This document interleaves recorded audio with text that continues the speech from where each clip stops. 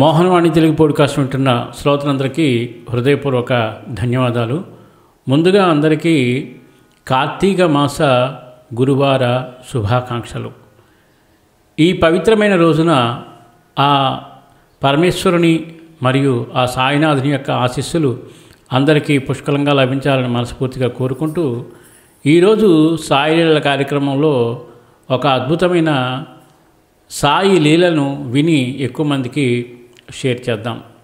రాజ్యలక్ష్మికి 9 సంవత్సరాల వయసు వచ్చినా మాటలు రాలేదు. పుట్టిన దగ్గర నుంచి ఇదే పరిస్థితి. తండ్రి టీఆర్ఎస్ మణికి ఇదొక సమస్య కూర్చుంది. పిల్ల భవిష్యత్తు ఆలోచిస్తే అతడికి భయంగా ఉంది. అతడు బాబా భక్తుడు కాబట్టి భారాన్నంతా బాబాపై ఉంచి శరణు వేడాడు.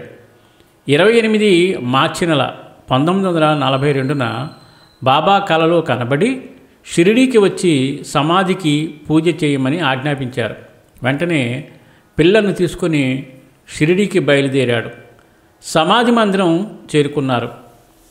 బాబా సమాధిని చూడగానే ఆ చిన్నపిల్ల సంతోషంతో చేతులు కలిపి తప్పట్లు కొట్టి సాయిబాబా సాయిబాబా అని గట్టిగా అరిచింది. తండ్రి ఆనందానికి అంతు లేకుండా పోయింది. సమాధి చూడగానే పిల్లకు మాటలు వచ్చాయి.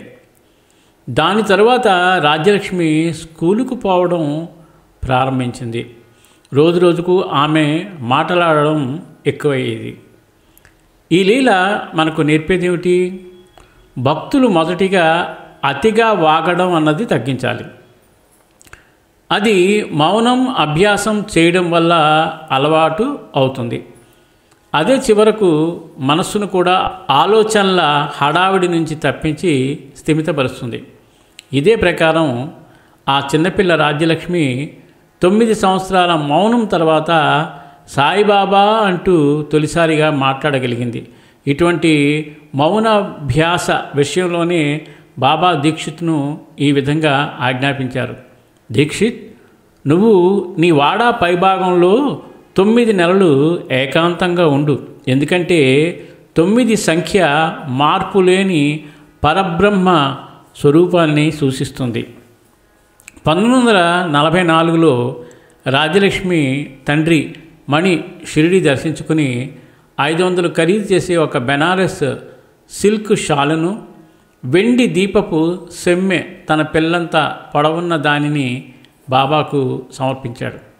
ఇప్పుడు రాజ్యలక్ష్మి బాబా భక్తురాలు. బాబా పాటలు మంచి కంఠస్వరంతో పాడుతోంది. ఒకసారి టీఆర్ఎస్ మణికి అత్యవసరంగా కొంత డబ్బు పట్టుకెళ్ళవలసి వచ్చింది. ఆ డబ్బంతా 2 సంచుల్లో ఉంది. ఒక సంచి నిండా 50 రూపాయల నికెల్ నాణ్యాలు, వేరొక సంచి నిండా 50 రూపాయల వెండి నాణ్యాలు ఉన్నాయి. అవి పట్టుకుని తెల్లవారుజామున 4 గంటలకు బయలుదేరాడు. ఆ 2 సంచులు నడుముకి కట్టుకున్నాడు. అప్పుడు చాలా చీకటిగా ఉంది. వెన్నెల వెలుగు కానీ వీధి దీపాల వెలుగు కానీ లేదు. వెళ్ళేదానికి ఒక ప్రక్కగా నడుస్తున్నాడు. బాబా నామాన్ని జపిస్తున్నాడు. ఇంతలో డబ్బు సంచుల ముడి ఊడిపోయి అదంతా చిందర వందరగా అటూ ఇటూ పడిపోయింది. అప్పుడు అతను అనుకున్నాడు, ఇప్పుడు నేను దీపం పట్టుకురావడానికి వెళ్తే ఈ లోపల ఎవరైనా ఇటు వచ్చి దారిలో పడి ఉన్న నాణ్యాలు కాలుకి తగిలి చూసుకుని అదంతా ఇరుకుపోవచ్చు. అలాంటి ఆలోచన రాగానే చేసేది లేక మణి అక్కడే కూర్చుండిపోయాడు.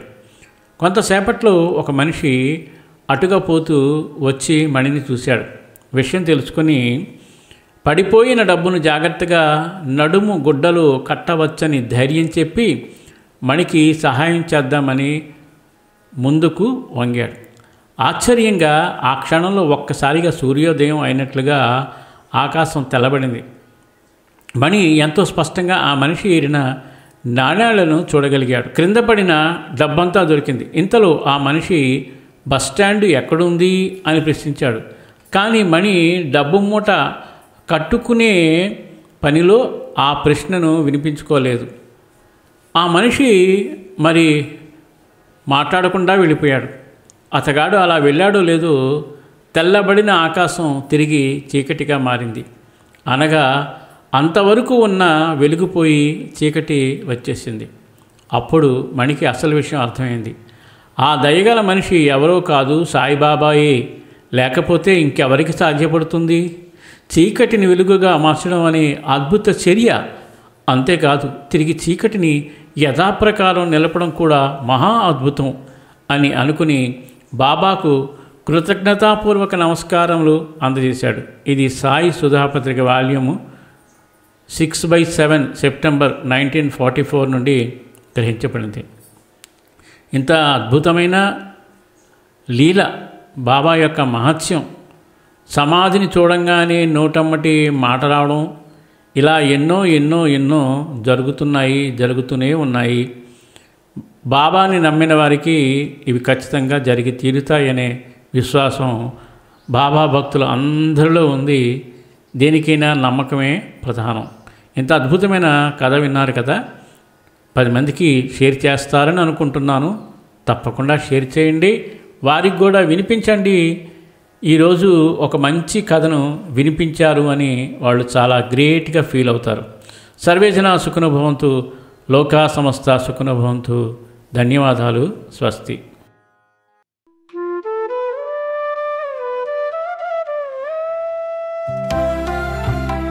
సత్సంగం సత్సంగం భగవంతుని లీలలు, సాధు సత్పురుషుల గాథలు, మహాత్ముల జీవిత గాథలు, భగవంతుని తత్వం తెలుసుకునే ప్రయత్నమే సత్సంగం. ఈ సత్సంగం వినండి, వినిపించండి, వింటూనే ఉండండి. సత్సంగం, ఈ సత్సంగం.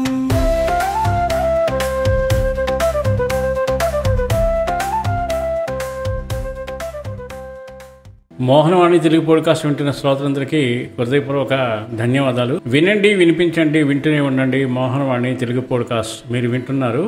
మోహనవాణి. మన మోహనవాణి కార్యక్రమాలు మీకు నచ్చినట్లయితే వెంటనే ఒక లైక్ చేయండి, అలాగే కామెంట్ చేయండి, ఎక్కువ మందికి షేర్ చేయండి. సబ్స్క్రైబ్ చేసుకోకపోతే వెంటనే మన ఛానల్కి ఇప్పుడే సబ్స్క్రైబ్ చేసుకోండి. ధన్యవాదాలు.